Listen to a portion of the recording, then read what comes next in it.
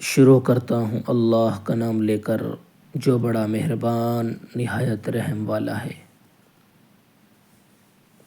حضرت عبداللہ بن عمر رضی اللہ عنہ سے روایت ہے کہ رسول اللہ صلی اللہ علیہ وسلم نے فرمایا کہ اللہ تعالیٰ بندے کی توبہ اس وقت تک قبول کرتا ہے جب تک غرغرہ کی کیفیت شروع نہ ہو۔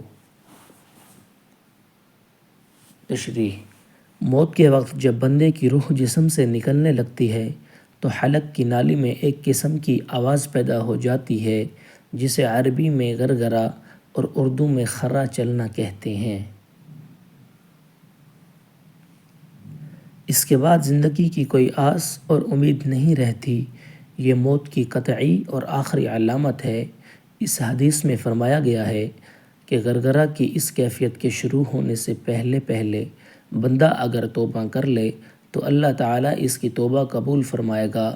غرغرہ کی کیفیت شروع ہونے کے بعد آدمی کا رابطہ اور تعلق اس دنیا سے کٹ کر دوسرے عالم سے جڑ جاتا ہے۔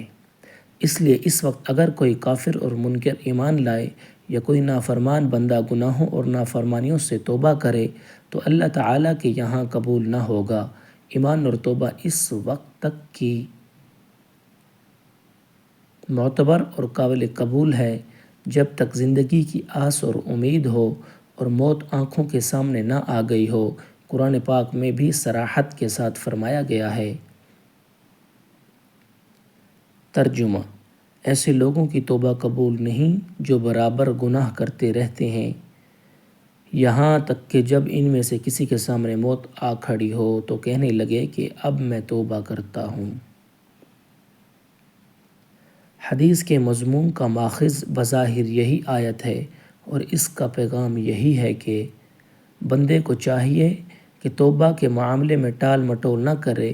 معلوم نہیں کس وقت موت کی گھڑی آ جائے اور خدا نخواستہ توبہ کا وقت بھی نہ ملے۔